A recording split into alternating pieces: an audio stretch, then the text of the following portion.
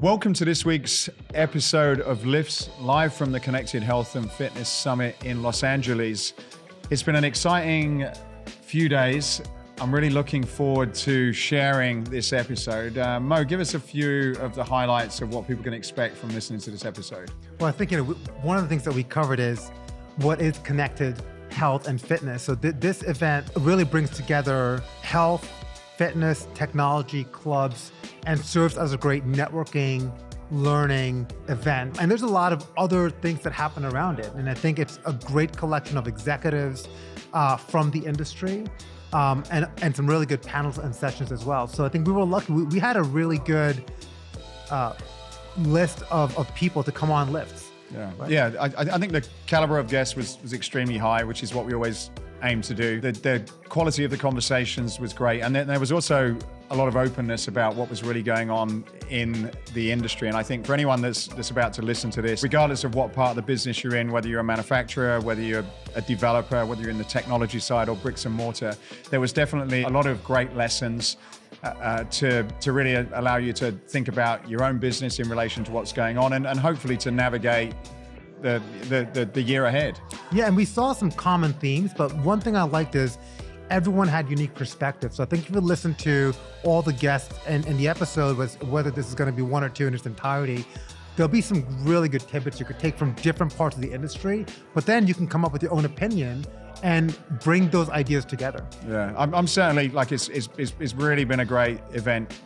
One, to be able to share this on a podcast, but for me personally, for my own business, I've just had so many notes, and I'm going to spend this evening really figuring out how I can apply a lot of these really valuable lessons from some people that are leaders in the industry. Yes. About how to navigate the end of the year. So, and look, I think this is a great one. We're going to tag all of our guests. So comment, let us know what you thought about their opinions and just this episode. Yeah, and finally, if you get any value whatsoever, even if it's just one idea, please do us a favor because there's a lot of work that goes into these. We'd love to keep them going. So if you do value it, please tell someone, please share it because the more people that know about this, the more we're going to be able to continue to do them. So thank you very much, and I hope you enjoyed this week's episode of L.I.F.S.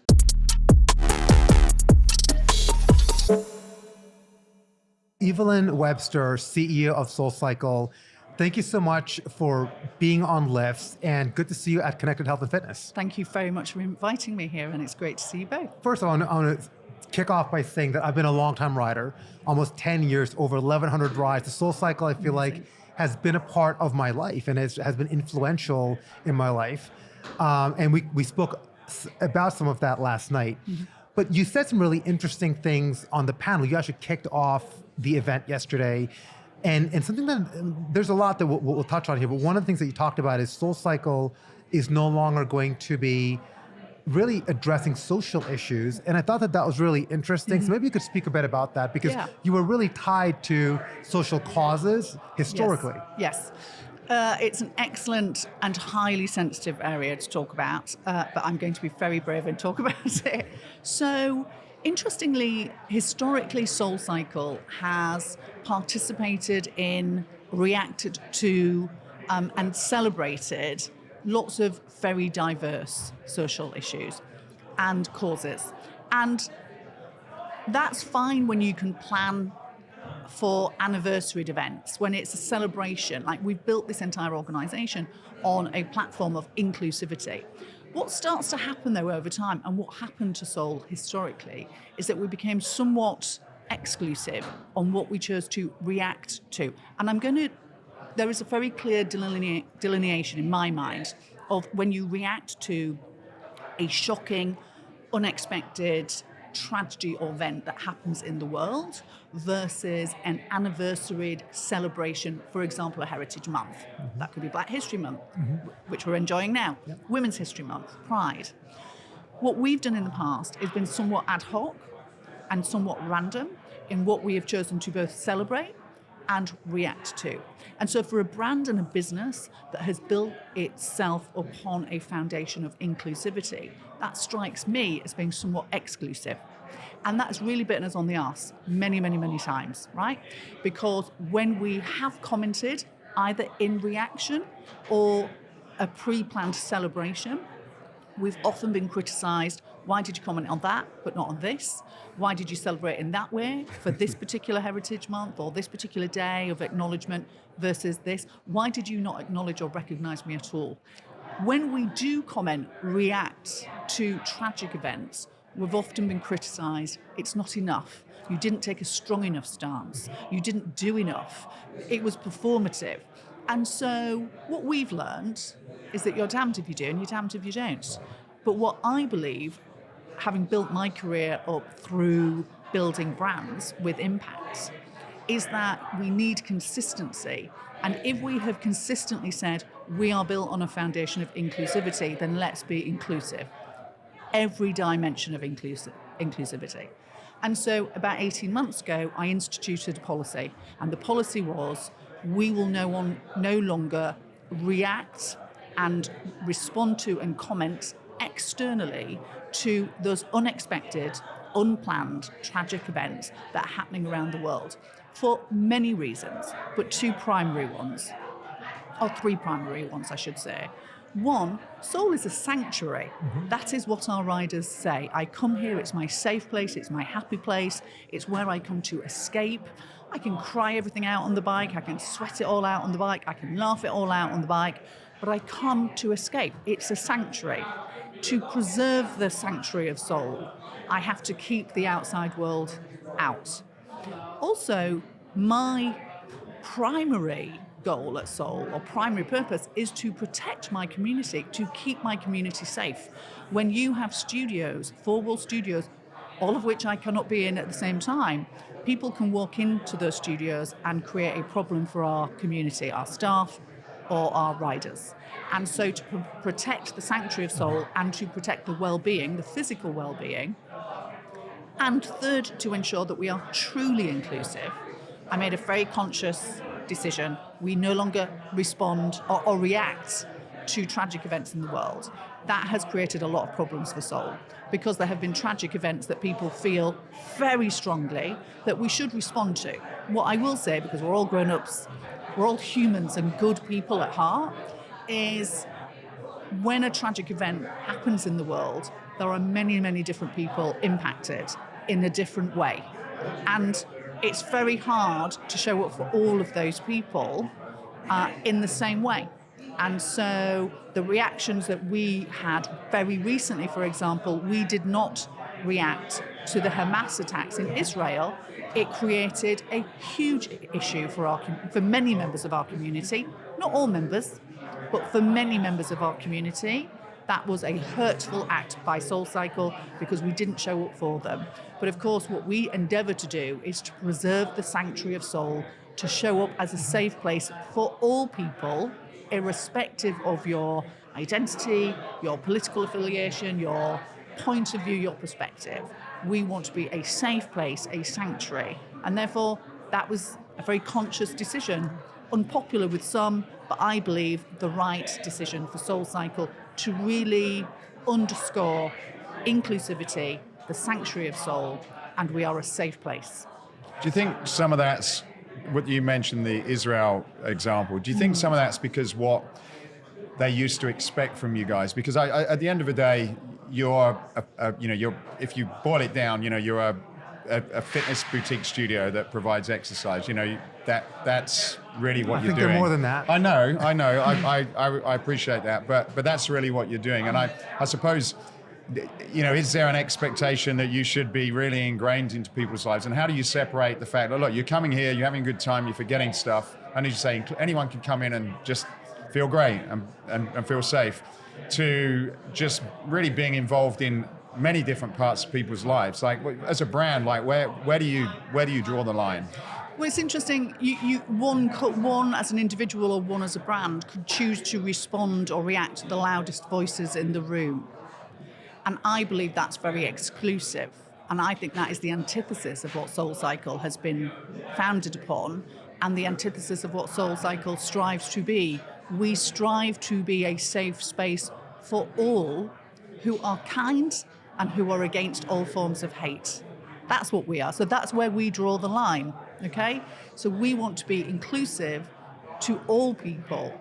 And therefore, when it comes to a specific issue, for example, something that's going on in the news, whatever that issue is. By the way, there was Roe v. Wade. 80% of my consumers and my employee base are women. Mm-hmm. We didn't comment on that issue.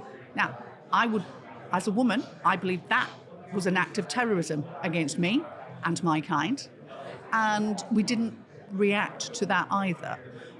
However, it was somewhat more muted amongst our community that we did not react and lean into that moment.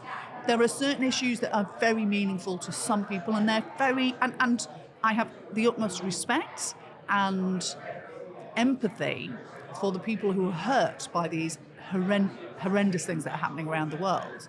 But for us to be truly inclusive, you cannot only listen to the loudest voice, you must listen to all voices. Otherwise that is performative, and that's where I draw the line, or where we draw the line. And it has proven to be popular with some and unpopular with others. Well, so much of SoulCycle, one, there's the corporate side and the corporate voice, which I think you've really kind of toned back a little bit. But then the other part of it is what happens within the four walls and the relationship with the instructor. And it's such a personal one. I mean, I form really close relationships with instructors. I know people admire them. Now, does that policy even extend to what they're coached to communicate and say?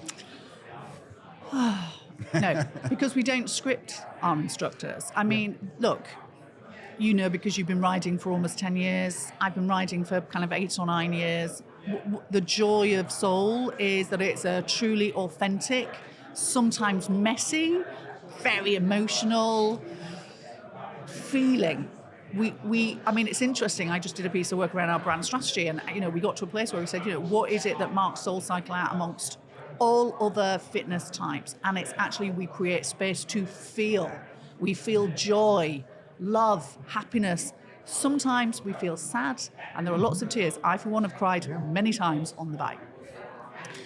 That experience comes through allowing an instructor to weave their own personal magic and build that relationship with their riders and their community. And so, no, we don't script them. I can guide them. All we can ever say is, just be cognizant of who is in the room with you, because it's a room that is highly diverse. You do not know what somebody is experiencing in their life, how they are feeling about a particular issue or topic. And so be cognizant of that whenever you are saying whatever it is you want to say. But we do not, unless somebody was saying something litigious, inaccurate, offensive, exclusive, we would not ever step in. We allow them to do their own beautiful thing. And they've created their own micro communities. I mean, they have. Janet, Stacy, Sam, phenomenal instructors in their own right. And I think that personal relationship, and they get to know you as well, right? Has an important. Now, look, I know we are short on time here, but I want to first say, congratulations on, I don't want to call it a turnaround, but I think it's like almost like a rebirth of SoulCycle in many ways. And I can tell you, for the studios that are close to me in Washington, and certainly the ones in New York, I've just seen you and the community being able to fill it back up. SoulCycle be a bigger part of the community. It's the soul that I knew. And so just, I want to say thank you for bringing that back. Thank you. A lot of people, when I joined 3 years ago, one challenged the timing, of course, because we all thought the pandemic was behind us. But they kept on saying to me, the community kept on saying, put the soul back into SoulCycle. So it's very gratifying to hear you say that. Thank you. Well, thank you very much. Appreciate your time today. Of course. Calley Means, so excited to have you on the Connected Health and Fitness version of L.I.F.T.S podcast today. And you've been in the news a lot. I've heard you tied to Tucker Carlson, and more recently Joe Rogan and Aaron Rodgers, just in the last couple of days. So tell me People more are going to turn off the podcast. tell me more about what's been going on and why everyone's talking about you. Well, I'm communicating the message that I think is the most important bipartisan message of our time. I used to be a food and pharma industry lobbyist. Okay. And what we helped do, what I saw is the system's rigged, where 95% of all medical spending goes to treatments after we're sick. We have a sick care system. This system incentivizes us to get sick. It subsidizes toxic food and then chronic disease is just a brilliant invention for the medical system because it's recurring revenue. You go on those drugs for life. And that system is created by design. So my message is what we have to realize is, we're at a conference here with health and wellness companies and entrepreneurs. They are frontline healthcare workers. People that are creating biowearable companies, fitness companies, supplement companies, healthy food companies, they are the most important players in the healthcare system. And it is a scandal that the $4.5 or so trillion we spend on healthcare goes to pharmaceutical products, interventions to manage disease instead of people on the front lines of health. We could do that. We could be subsidizing every company here to have people stay healthy, to have people exercise, that we would transform society if we do that, but we don't. And that's my big mission, to steer more medical dollars. That's where the rubber hits the road. More medical dollars to metabolically healthy items. That's what I'm trying to unpack. Is that partly to do with the capabilities of technology, information, and demonstrating that actually is an alternative to pharmaceuticals? Because I guess the information and the research and the money that's available in there means that you can make a very, very strong case that these do certain things and that there isn't some alternative. So when you say the system is rigged, is that a little bit down to just how well those organizations present themselves as the alternative?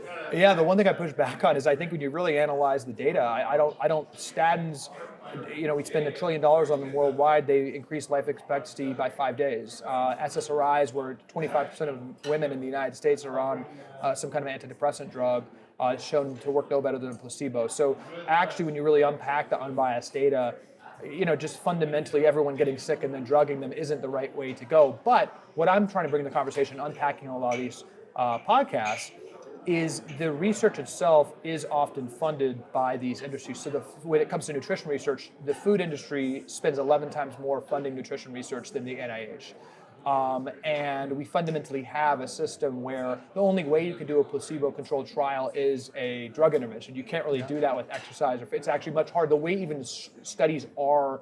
So we've been kind of divorced from our common sense of real science is not exercise, is not biowearables, is not supplementation, is not exercise. The only serious science is pharmaceutical.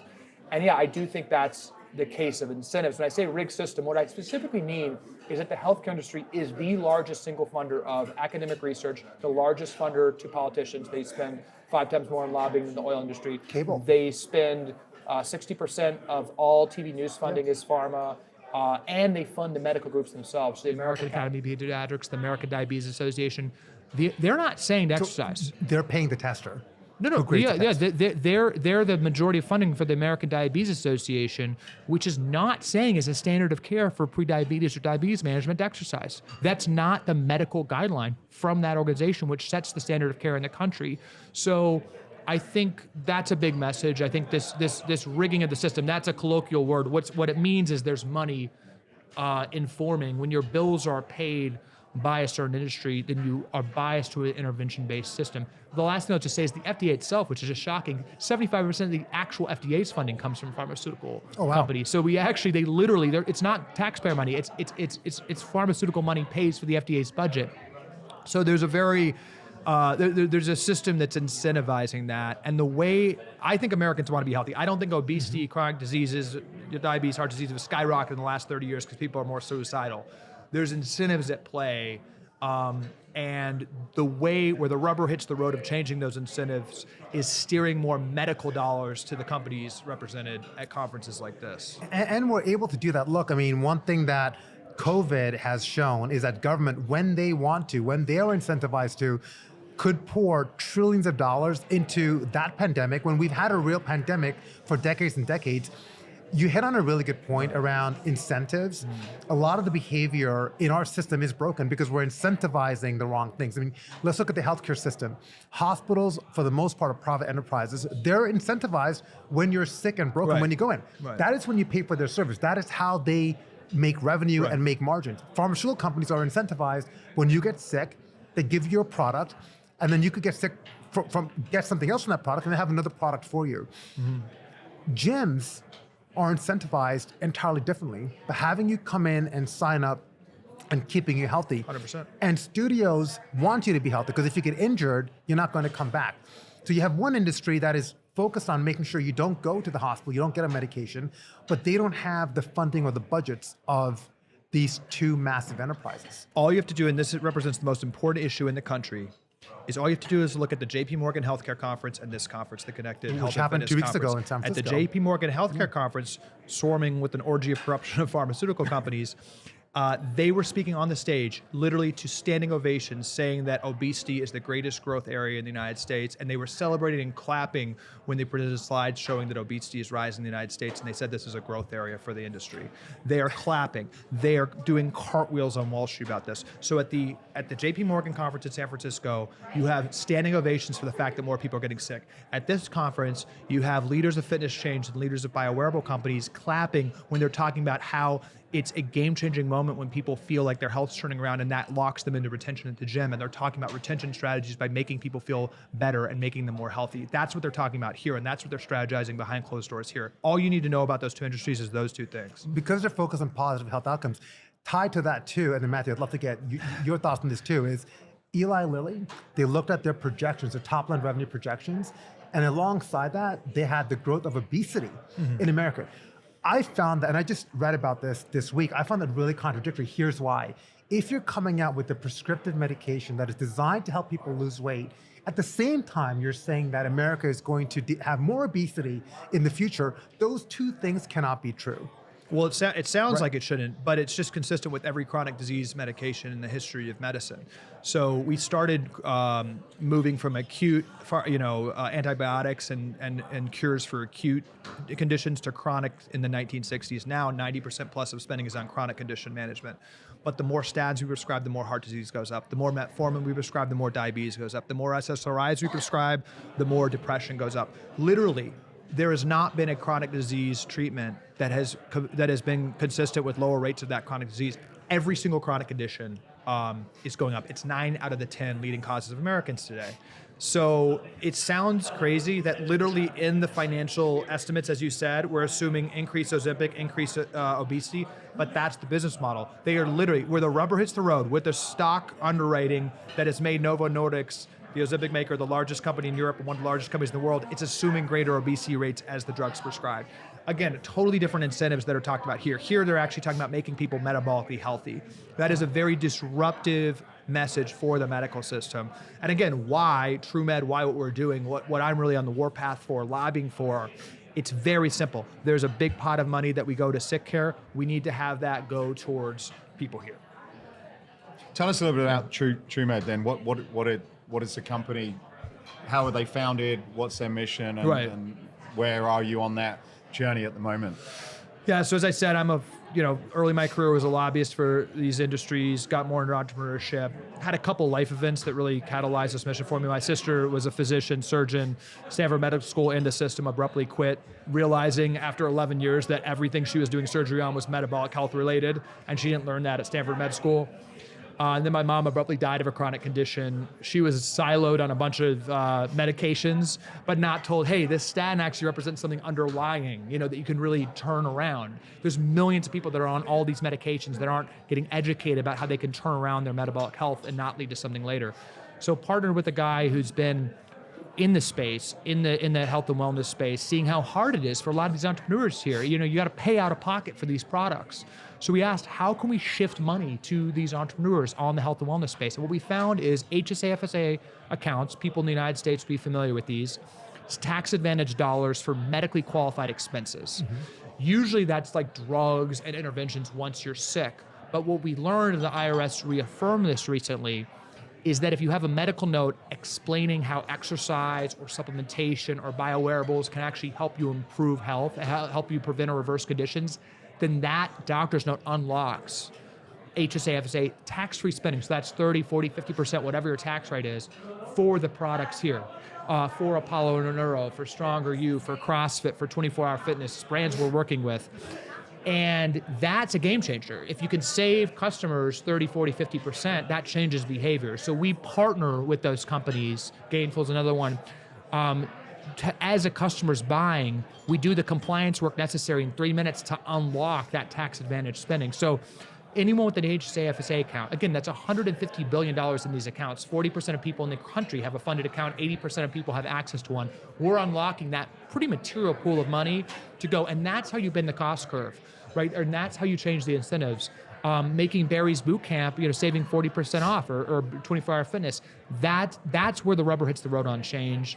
And we have a very simple implementation to do that. So can anyone take a benefit of this, or can leverage this benefit, or do you need to have a condition to get a note that you have to go in for? A really good question. So it's for the reversal or prevention, and this is key. So reversal, 60% of the American people, tragically, have a chronic condition right now. That's even healthy people, right? You say you're healthy. Well, PCOS, infertility, insomnia, depression, anxiety, prediabetes, which 66% of American adults have, roughly, are pre-diabetic. It's exploding.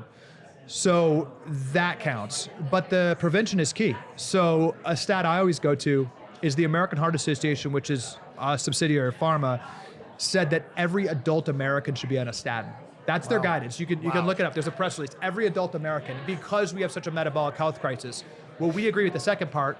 There's a metabolic health crisis. 94% of the country has a signifier of metabolic dysfunction. But we'll put an exercise intervention against a supplement intervention, or excuse me, a statin intervention any day of the week. So we can write a prevention note. Every American should be on a preventative plan for exercise. So we have third-party doctors who we facilitate the asynchronous medical intake with customers in the payment flow, and we have third-party clinicians analyze that and make a recommendation. But that's how it works. It works for prevention too. And then final question then, GLP-1s, like for those who didn't hear that, Right. what are your thoughts on that? Yeah, so the Ozempic debate's interesting. A lot of people take it to the extreme. What about the diabetic person who's 400 pounds? I'm not concerned with it. They can figure that out with their doctor. The big problem with Ozempic is that there's an all-out push. The reason it's one of the most valuable companies in the world right now, the most valuable company in Europe, more than Louis Vuitton, is that they're expecting approval in the United States as the standard of care for being overweight or obese. That's 80% of American adults and 50% of teens. And they're pushing it for 12 years and up, now doing studies and really pushing it as the standard of care for 6-year-olds, literally. They're saying that before dietary interventions, before lifestyle interventions, which the science says fails, which is a whole nother story, that should be injected into a 12-year-old's arm. It is a lifetime drug. You have serious metabolic problems if you go off it. That's what I'm concerned about. And there's an all-out push. Doctors from Harvard who are paid off are saying that obesity, you can't believe this, but it's genetic, that it's not tied to food or lifestyle. Once you establish that and make it reimbursable from Medicare, Medicaid, and insurance, which is a big lobbying effort right now, then any doctor who, with the stroke of a pen, unlocks $15,000 per year from Medicare, Medicaid, from taxpayers to anyone that a doctor decides, and the doctor has a huge incentive to get everyone on Ozempic because it's a lifetime patient then, instead of that child learning metabolically healthy items. My point is, what if we take 1/5 of that $1,500 and ask, how can we spend $3,000 a year per obese or overweight person to fix our food system, to stop serving kids ultra-processed crap covered in glyphosate? That would be obviously a much better solution. Is it just financially driven? Like, you'd have thought there are some genuinely good people at the top of these organizations that look at it and say, okay, look, is this really good for kids? Or is the financial rewards just overriding that sort of good thing to do decision? No, there's a lot of good people. There's some evil people, but there's a lot of good people. I've talked to the senior C-suite of pharmaceutical companies off the record. They said if they could snap their fingers tomorrow, they'd cure people of these diseases. But they have a stock and they have shareholders. They will be fired if they don't grow at their growth rates. The only way pharma can grow is more sick people. They don't grow by people becoming metabolically healthy. It's absolutely disruptive. For every child that learns how to exercise or eat healthy is a non-profit patient. Every child that's obese and pre-diabetic, which is now 33% of young adults, that's a profit. That patient's going to generate millions of dollars for the system. This is an absolute war happening. It's bigger than any one person. This is the largest industry in the country, the healthcare industry. So there's an invisible hand that's at work here. But that executive at a pharma company or that person at Harvard who I've spoken to who's leading an obesity clinic, they're hiring people, right? They're building new centers. They have shareholders. They will have to fire people. They will default on their loans if there aren't more sick kids. So that's the incentive. Let's not even get into motivations. That's the reality of the incentives at play. And it's not without precedence. When he talked about children being prescribed, which I can't even imagine 6-year-old, 12-year-old getting it. Just look at even braces, right? I mean, think about the application of braces when we were all children you had to go through steps. You had to be 16. Now you're getting Invisalign at 12 years old, right, when you're not even fully, and that is a lot less invasive than what we're talking about.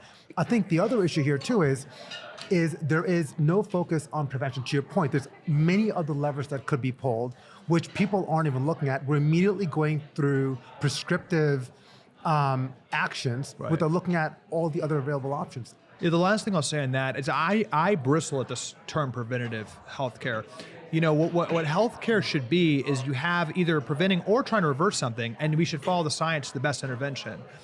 Food, exercise, supplements, more bioobservability is the best reversal protocol. If you put a standard, or a dietary intervention or a exercise intervention, versus the pharmaceutical intervention, it's much more effective at reducing depression, diabetes, heart disease, kidney disease, respiratory disease, COVID, chance of mortality.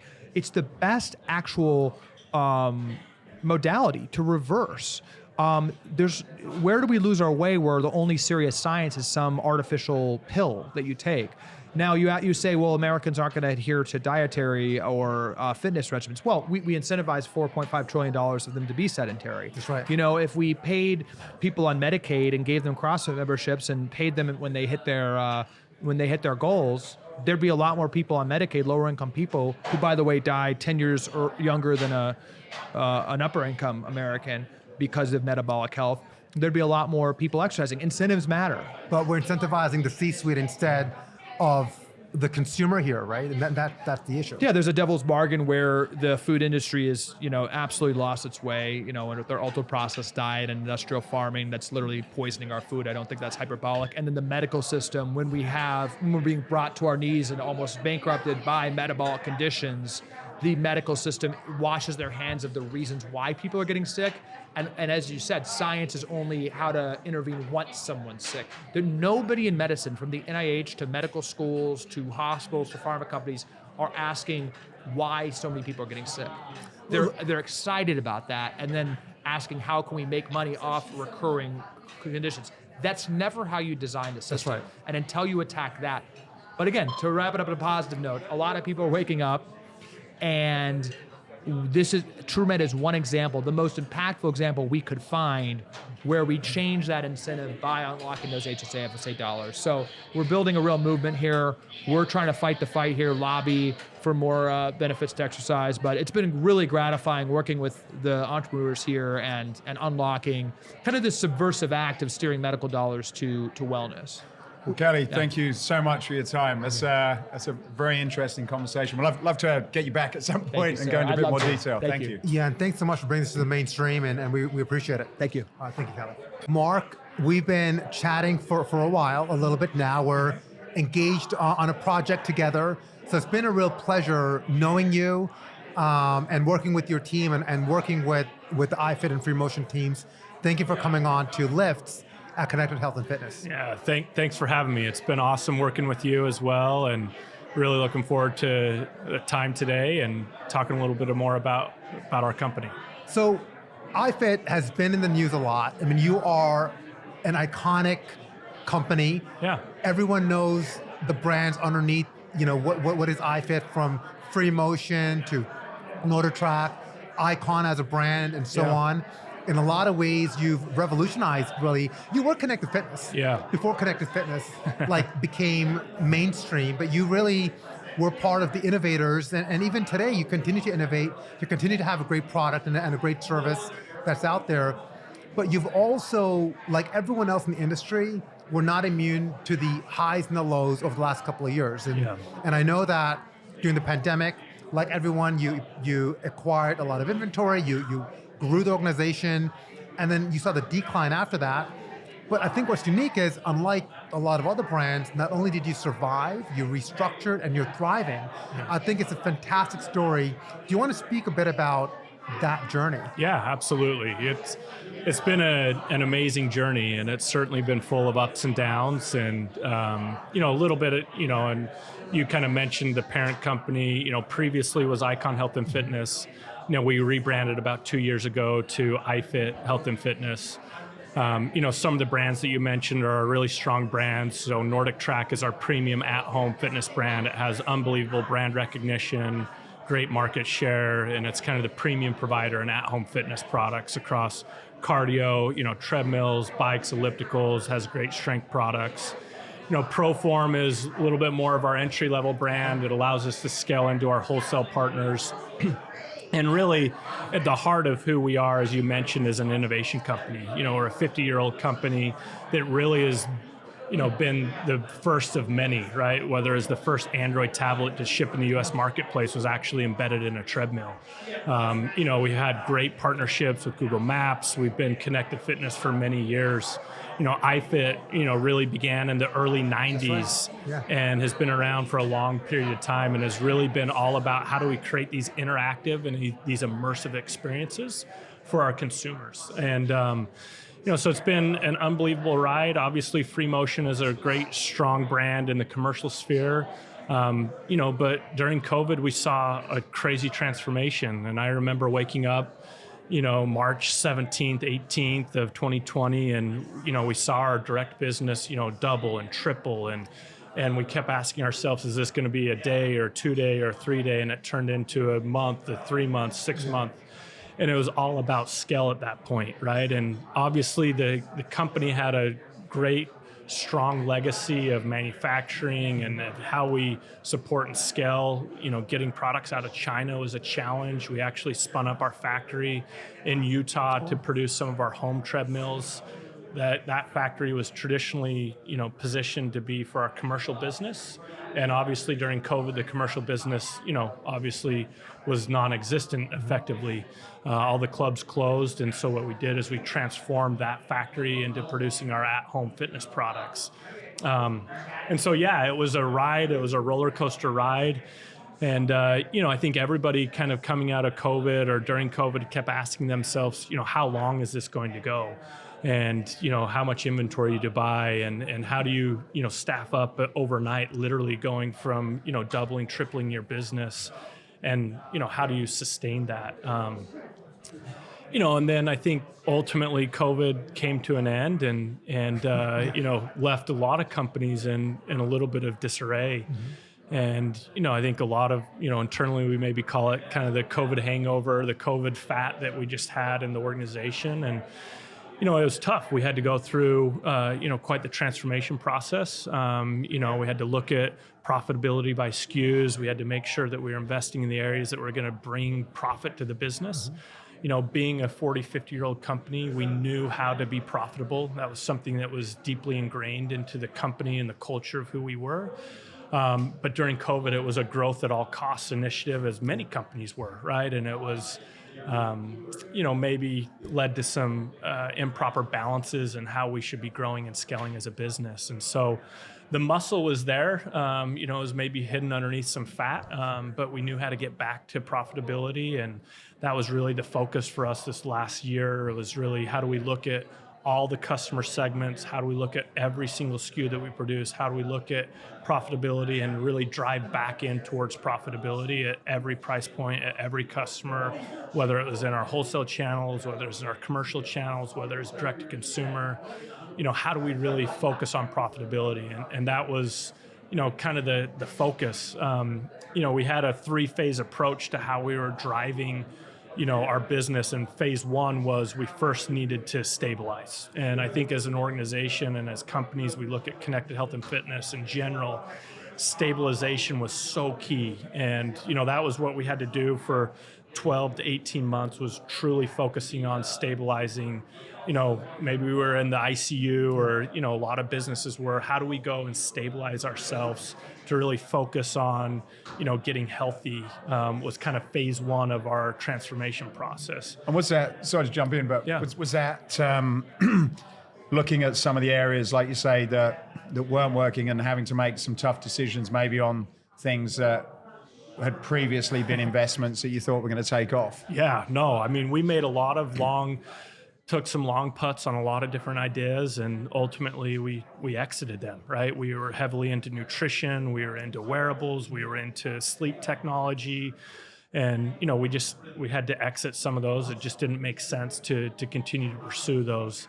We had over 300 unique SKUs in our portfolio between treadmills, bikes, ellipticals, rowers, strength products, light exercise.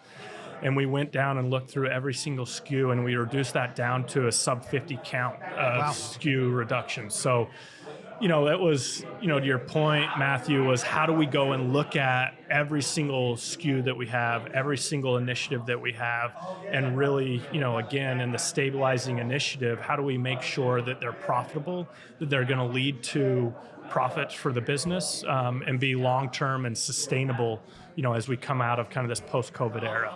Right. So you said there were 3 stages. So the first one was to stabilize, and then what were the other 2? Yeah, so the next phase was really on perform, right? And so, coming out of the hospital or coming out of the stabilization phase, okay, now we need to perform as a business, right? We need to see growth, maybe not growth. Third phase is growth, but the second phase was stabilize. And perform was the second phase. And so how do we go and perform, right? Now we've reduced SKU count, we've reduced customers, we've, focused the business in the key areas. Now we need to go perform, right? And it's no different than a training plan, right?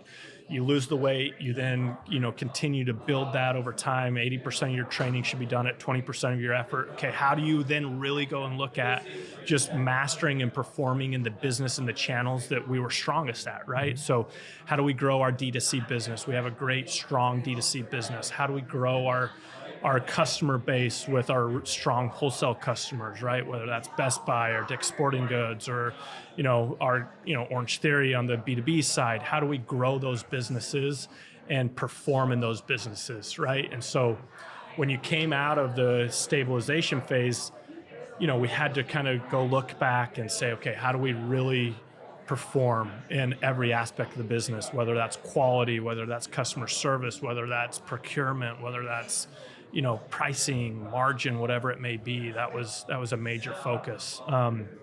In the third phase, which is the exciting phase, which is a lot of times businesses want to focus on this phase first, which is growth, right? And we've had to say, hey, no, we're going to put growth on pause for a minute, and we're going to focus on certainly phase 1 and phase 2, which we're well through those phases, and now we're really starting to look at growth phase, which is exciting for us, right? And that's kind of the origins of the company, has always been a growth innovation company, and that's where we're leaning into now. When you look at that growth and innovation, like it is still a fairly interesting place, to be able to say, well, where is it going to go? Because when you talk to a lot of people here, or conversations that we've had over the last sort of month or so, things are still settling down. There's still a lot of movement, particularly on the commercial side, which we know, and I'm sure in the consumer side. So how are you, when you're looking at that growth and trying to make bets on what is the right things to focus on going forward? How are you now looking at that, where the space is going as it relates to the business that you're in? Yeah. It's a great question. And unfortunately, because of the post-COVID hangover and because there's so many different businesses in different positions in that, phase, there's a lot of, it's led to, because there's so much inventory in the market, it's led to a lot of undiscipline or indiscipline in what business practices are doing, right? So it's highly promotional right now, which is difficult, in a business that's trying to focus on profitability.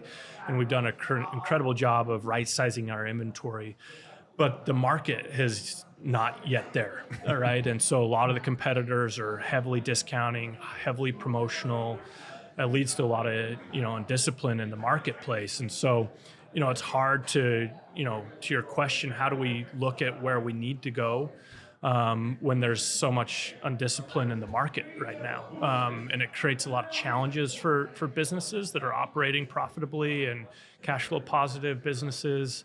But I think we do have clarity in where we need to go. I think, we've announced some new technology in our AI engine, our iFIT Coach AI engine. That's going to be something that we believe will lead to long-term profitability for us.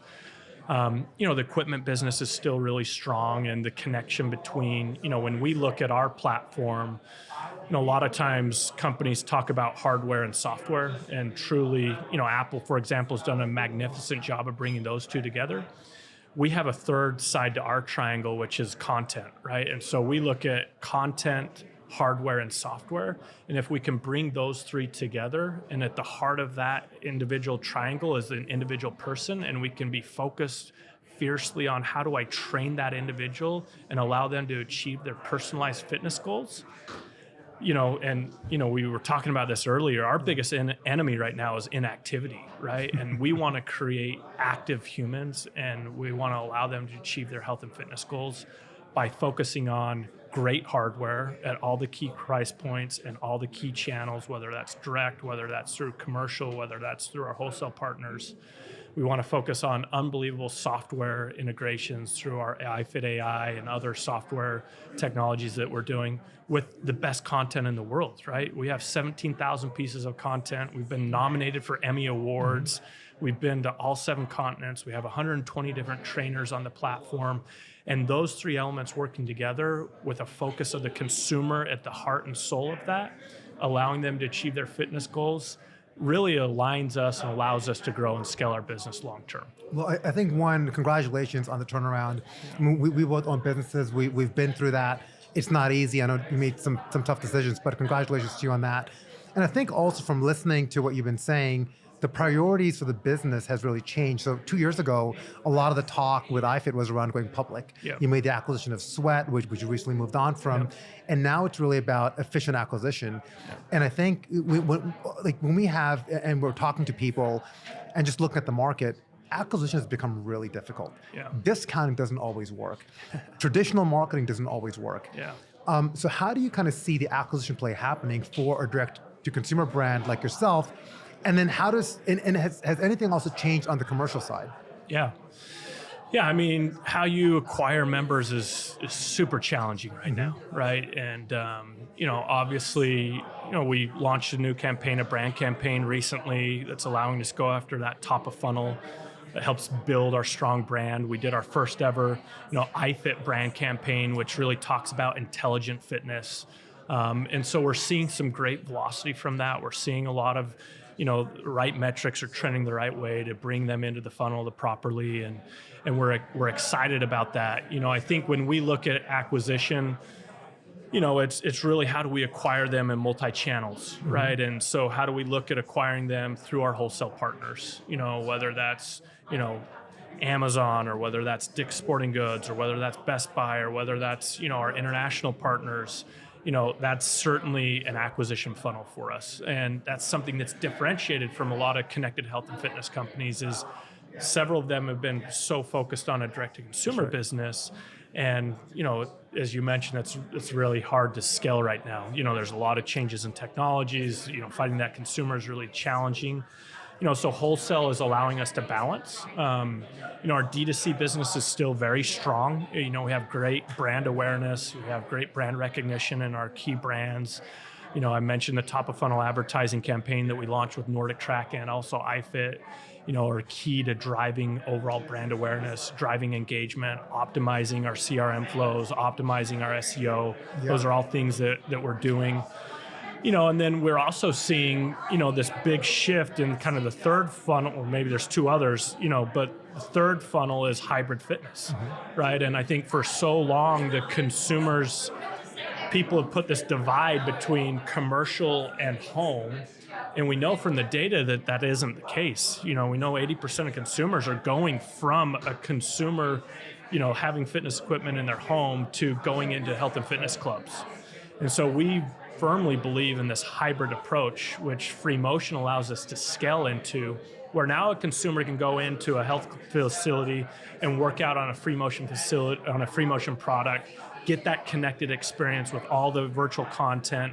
And then when they're not able to make it because of weather, or their daughter has an appointment, or their baby is napping, they're now able to have that same workout experience in home, right? And so we're firmly embracing, very much similar to how we are in the workplace. A hybrid workplace is no different than a hybrid workout or fitness space. So, I think those three channels differentiate us and allow us to acquire customers at scale, which is something that we're pretty excited about. Well, I think two other things that you've done has also been, which is also kind of unique to the connected space, is you've partnered with equipment manufacturers, Matrix being the large one, and you've also worked directly with operators like Planet Fitness as well. Yeah. So you're spot on. When we look at our platform and our software platform, we want that to scale across all of the different fitness manufacturers. So, whether that's Nordic Track or Proform or Free Motion, Matrix, we have our application available on Matrix. Yeah. We want people to be active. That's our mission and goal in life, is to create habit-forming fitness, and for every consumer to achieve their fitness goals, right? And so, whether that's on, Matrix, or whether that's on a Proform unit that's maybe more approachable in price point, through our partnership with Planet Fitness, that's something that's also really exciting, and how we provide content for them. We want to allow people to achieve their fitness goals, and we want to provide a solution for them. And iFIT is maybe similar to an operating system, or maybe it's Intel Inside, or it's the Microsoft that sits and powers all of these platforms, which we're really excited about. Well, thank you, Mark. Thanks for your time, and hopefully we'll catch up later around the bar. That'd be great. Thank you. Really appreciate your time. Thank you. Thank you, Mark. Appreciate it. Dean Calley, welcome to L.I.F.S at Connected Health and Fitness. Thank you for coming on. No, thank you for having me. I appreciate it. Well, Love to be here. It's a pleasure. Look, I'm a consumer. We worked with Gainful. I had a chance to get to know you and the team, and you missed out. We were just talking about my cocktail party in New York, but you're going to make it next year. I did. I will. The event I was most upset missing out on last year. Well, it's the event of the year, right? Yeah, the event of the year. Event of the year. That and the Met Gala. Well, you've had a fantastic 2023, fantastic 2022, looking to have an even bigger 2024. Yeah. Well, kind of would love to hear your perspective on this conference and what you think 2024 is going to be like. Again, thank you for having me. I appreciate it. I can tell you're a consumer. Look at you. You look incredible, Mark. But love coming to this conference. You look around and there are some brands that we are really we're fans of who are here. So you get this is a conference where you get the best brands in our space, and often C-level people come to these brands and, come to this conference. So the opportunity to hear how people are building a company in the environment we're in, whatever that means. I always find I learn a lot from coming to these things. For us, we meet partners. There are people here we want to do a partnership with. There are people here we already partner with. So it's a good chance to check in. What are you partnering with? Just for my benefit, like what are you delivering, an app to people, or? Yeah, we have different different partnerships. Some of the partnerships we've got, High Rocks is an example of one of our partnerships where we're the supplement partner for High Rocks. We partner with Future, the personal training app, where that's an app, one of, if not the best app that connects people to personal trainers. And we provide the personalized nutrition for those customers, right? So, if you look at this performance ecosystem that we're in, of which there's a lot of brands in this space, a lot of these brands are using data to personalize fitness and training. We use data to personalize nutrition. And the fact of the matter is that their customers need the nutrition part to go along with whatever they're doing, whether it be on a hydro, whether it be in a Barry's. If you step out of a Barry's and your nutrition is bad, then your customers aren't going to get to their goals. Similarly, if you want to maximize your time in a Barry's or on in your tonal, you should take supplements before, during, and after. Finally, a lot of these companies in the performance ecosystem, they're trying to find out how they can get access to that $150 billion supplement category and provide more value, but also make more money from their from their customers. And that's a partnership with Gainful is a way of doing that. So providing value to the customers, but also sort of increasing revenue per customer. So it's one example of a partnership where we look to add value to our customers by providing them the training part, because we do the nutrition part. We also acquire new customers, and a lot of people are out there acquiring customers from Facebook and Instagram. It becomes very expensive. For us, we look at where are our customers when they're not on Facebook, when they're not on Instagram. They're wearing auras, they're wearing whoops, they're in F45s, and that's, they're on their tonals, they're on their hydrates. That's where we want to find our customers. They're our best customers. Are you a manufacturer of sports nutrition then, or do you buy from other people and then deliver? No, we work with co-manufacturers. We have our brand is called Gainful. We sell personalized protein, pre-workout, hydration, collagen fiber, creatine. We're going to launch, I was going to say confidentially, but this is not going to be confidential. This is confidential, yeah. Once I say it to everyone. We're launching a greens product, which is incredible in the next month or so. So we basically, any Gainful is about the individual, right? So we can go into any category that allows us to sort of remove barriers to you feeling your best. Protein, pre-workout, hydration, collagen, fiber, creatine, personalized gut health, personalized meal replacements, personalized sleep, whatever it is.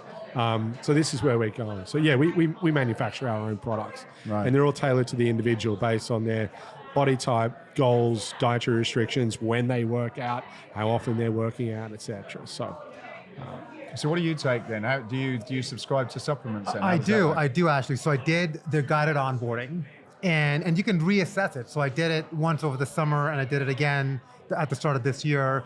I can't wait for the greens product, by the way. It's going to taste, it will blow you away. I do, as you know, I do take another greens product. I do. I know the one you take. It's a great brand. We're very different to can we say it? But Athletic Greens. We're different, right? Like, what an incredible company that is. What an incredible brand. Actually, Matthew, you and I both take Athletic Greens.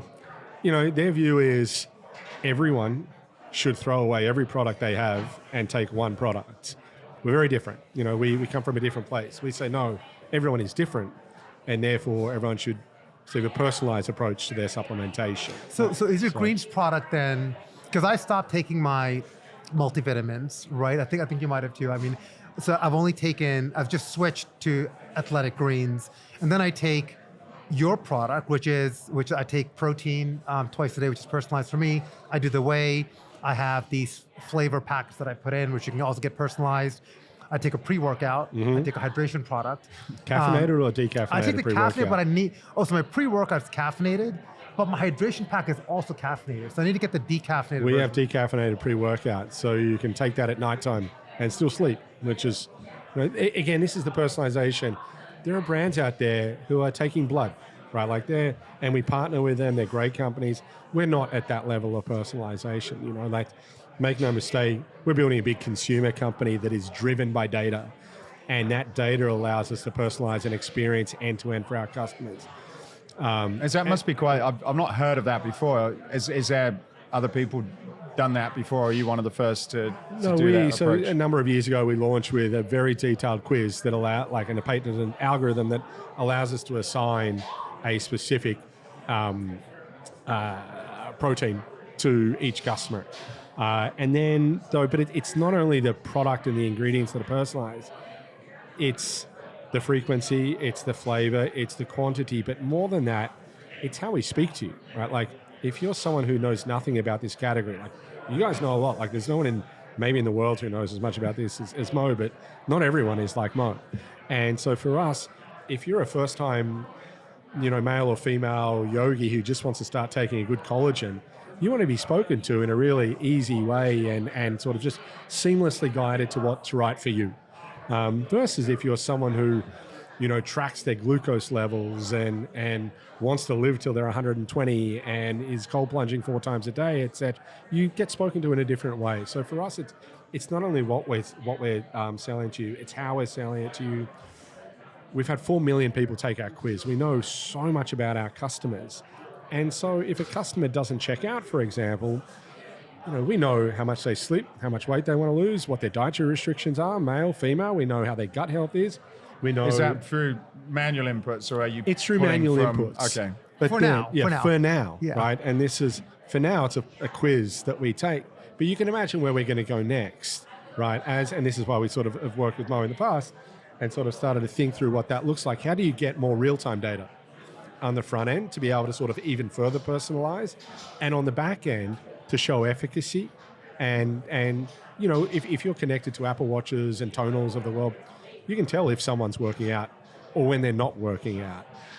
If someone has made an F45 booking, you can say, hey, your class starts in 15 minutes. It's this sort of class. Make sure you take this sort of nutrition. Right? We, as part of our platform, everyone gets access to registered dietitians for free as well. So it's not only the nutrition, it's the advice you're getting. Imagine that experience is in an app and chat-based, etc. You can really elevate that. So Is that subscription-based as well? it's free though. You're a subscriber to Gainful, where you get your supplements every month, and the registered dietitians are free, and they're real people. You know, there's AI out there that's providing this sort of advice and this sort of content, but our registered dietitians are real people. And that doesn't mean that they don't leverage AI to research, etc. But you know, most people in this, they want to open up to someone about, you know, this protein is making me bloat. I want to lose this much weight. Should I be eating food as well as taking this, right? And that personal connection is really meaningful in our category, I think. So, And you've seen, so a lot of direct-to-consumer brands, and I do consider you one a direct-to-consumer brand, sure, has struggled, right? Through a post-pandemic, because of cost of acquisition. I think you've taken a really smart approach by diversifying the channels. You talked about High Rocks, you talked about connected fitness, physical fitness, and also Target. You've also gone retail as well. Have you seen price sensitivity with your consumers? You know, looking at 2023, a lot of people are kind of tightening what they're spending. Has that impacted you? Because you've grown, I think largely because you've opened up more channel partnerships. But how is consumer spending impacted? Has that increased or decreased? Yeah, I think we're lucky. I think in health and wellness and VMS, as well as beauty, they're two categories that I think customers are still spending. Yeah. Right? Like there's customers who, despite challenges and interest rates, etc., this is an area that the largest percentage of customers are still going to invest heavily in their health. So we haven't necessarily seen a pullback in spend. As we diversify our channels, we're lucky because both our D2C channel has grown significantly, as well as our retail channel when we expanded to Target last year. We just find it's a different sort of a consumer. So online, it's a more knowledgeable consumer. They want more personalization. They're willing to pay a little bit more for it. When we expanded into Target, obviously, it's a slightly less knowledgeable customer. They're not necessarily looking for, you know, deep personalization. They want an easier way to shop a really confusing aisle. And they want to shop for themselves. I'm a vegan who loves chocolate. I want to build muscle and I work out in the morning. But my daughter, she's whey, she loves strawberries, she wants to get lean, she works out at night. Right? Like that's that seamless experience. And our serving sizes are a little bit smaller there than it are online. So it's a cheaper price point. So for us, we're being quite thoughtful about how we're pricing our products and the value that we're giving sort of online versus in store as well. Well, I would also add to that is you have a big focus on quality and on the premium offering at an achievable price. I think that's important. A lot of people confuse that, even though you might be a good value, which I do think, because you're not the highest, most expensive product, but you still have a premium feel to your experience and the offering. Yeah, and that was something our branding is deliberately, it's premium, and it's also deliberately agnostic to gender, to dietary restrictions, etc. Like we mean it when we say, if you're a vegan, or if you're a keto, or if you're lactose free, we want a product for you, right? So our branding is more premium. But secondly, one of the reasons I think we've been growing D2C is we target consumers that are likely going to stay with us. You know, they're more active, slightly higher, incomes, etc., and they want to invest in their health. They're not just looking to look good for a bachelor party or in Mykonos, right? Like they want to invest in their health, and this is something that they're going to spend money on. So we've deliberately uplifted our brand. We're now working with we've got a science advisory board from the Golden State Warriors, the Sacramento Kings. They help us with our formulations. We're working with people like Megan Hayden and who are sort of experts in their field. And we think that is valuable, to get that sort of content, to get that sort of quality of ingredient, all cleaning ingredients backed by science. And there's a certain sort of customer that wants to pay for that. And the other reason I think why we've been able to grow is, if you don't feel as if a product is for you, why would you stay with it? Why don't you just try something else that the next celebrity tells you, hey, you should try this, right? So with Gainful, you feel like, well, this product is for me. That it's made for me, the ingredients are for me, they speak to me in a way that resonates. If I want it online or in store, I can get it. I get my RDs, so it's for me. So if someone says, hey, have you tried this new product? You're like, I don't need to, because I know this is for me. So for us, that retention is really important, and it's sort of what's driving, I think, a lot of our growth.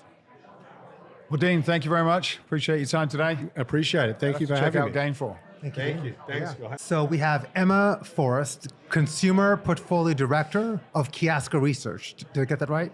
Kisaco Research. Kisaco Research. Okay, I did not get that right. Okay. You know what? okay. I'm going to go back to what I was going to call you, which is Event Director of Connected Health and Fitness. Okay. Thanks for coming on to L.I.F.T.S. And yeah, we're, I think, 3/4 done with the event. It has been tremendous. Really well organized. We've loved it. My team's loved it. It's just been a lot of fun, So, and the feedback that we've been hearing has been nothing short of extraordinary.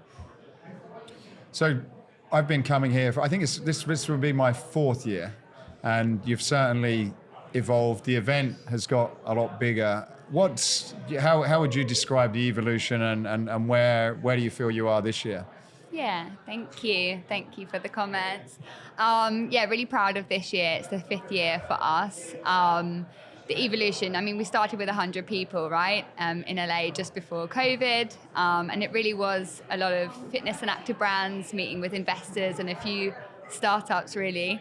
And now as Connected Health and Fitness, I think we're really matching what's happening in the industry, driving the partnerships, driving the tech players, figuring out things like, what do we do with our data? How do we bring personalization? How do we basically serve the consumer of today, which obviously is really, really hard.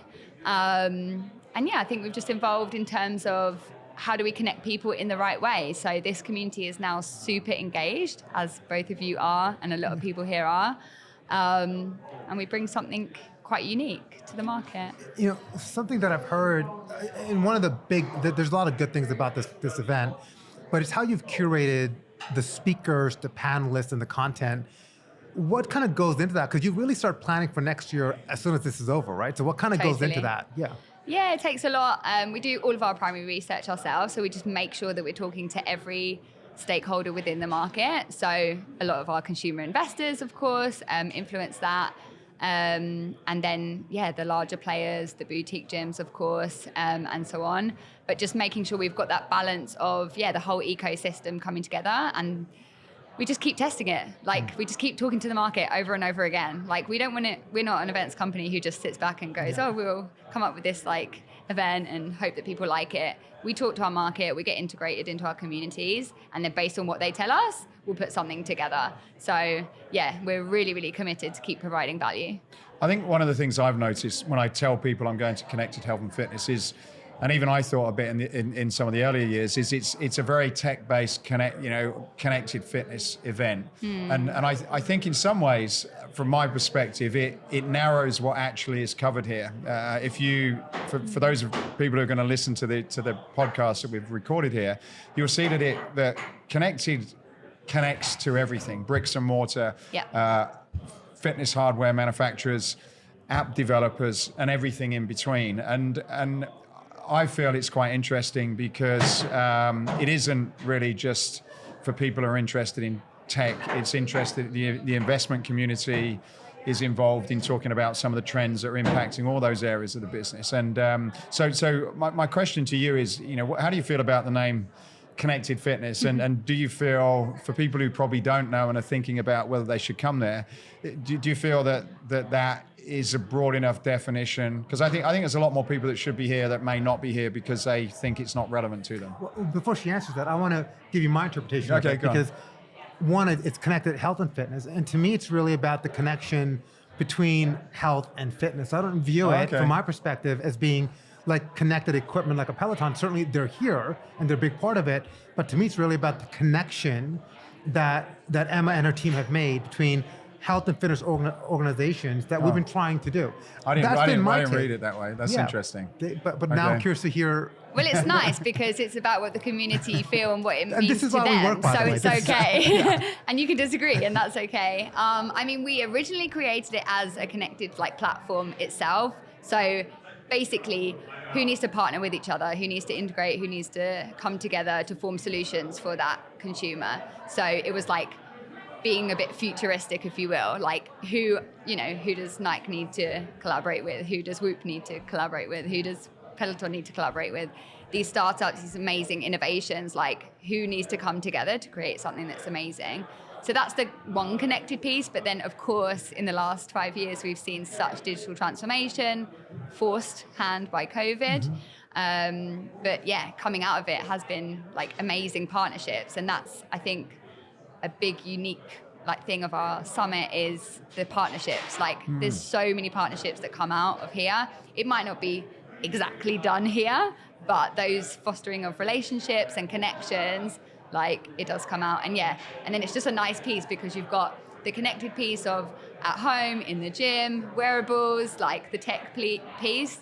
Of course, we're talking about that as well. So it's all connected. I do feel quite dumb. Now you've explained it to me. I'm like, oh, okay, now I know what that means. It makes sense. Because I just thought of it now. And when I said it to my brother as well, he thought it was quite tech-based. And I think now when I explain it, it's it's connecting health and fitness. Yeah.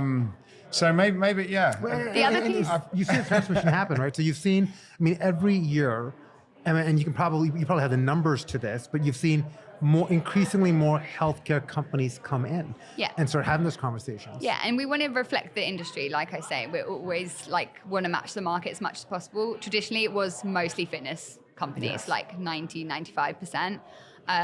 But again, we saw a massive shift over the pandemic where people took their health more seriously and they're looking at things from a holistic point of view. Nutrition, sleep, mental health, mental well-being, all of those things have come into play. And then we've also got amazing new players in the market, like Open, like Remedy Plays, like Othership, who won the Innovation Forum last year. These are phenomenal businesses that we want to support. And there's loads of people in this room, founders, CEOs, who can say, let me help you with that. Yeah. I've been through these challenges with this market. Let's work it out together. And again, that's what this event is about. Yeah, and you've also, you make it a key point to reach out to the people who attend. Just every year, that's one thing I've noticed. You've always reached out to me and said, what can we do to make it better? And who do you recommend? And you could actually see the impact. When I look at some of these panels, I'm like, okay, I've kind of recommended these people and you've reached out and you've gotten them in.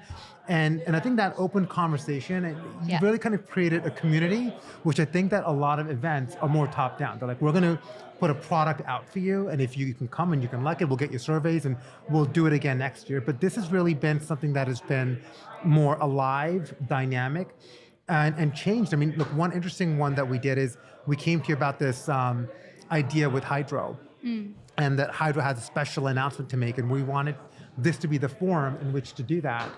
And they were open to it. And I think, I don't know how many other events would have been okay with kind of shifting their schedule for that. Again, we got to practice what we preach. This industry is about collaboration. So we have to be open and collaborative, as much as possible. So yeah, I'm glad you recognize that. Well, thank you very much. I've learned something from this small conversation. You can come again. Thank you. Thanks for being on, Emma. Yeah, I'm looking forward to next year. Thank you. Anything exciting for next year? You mentioned that we might be by the ocean. Yeah, we're always looking for how we can be better, bigger. But everybody's saying as long as we can maintain the community, the right level of conversation with the right people. So as long as we can do that, we're going to grow in the right way. But I think, digital health, tech, there's so many new players coming into the market. So I think, we've got Apple, we've got Google, Fitbit this year. They haven't been before, and now they're like, oh, you're doing this, and it's really, really valuable to us. So I think there's going to be a lot of new partnerships next year. So near the ocean, where's that? Eastbourne or what? I'm not sure yet. Well, thanks for coming on, Emma. Thank you. Thank you.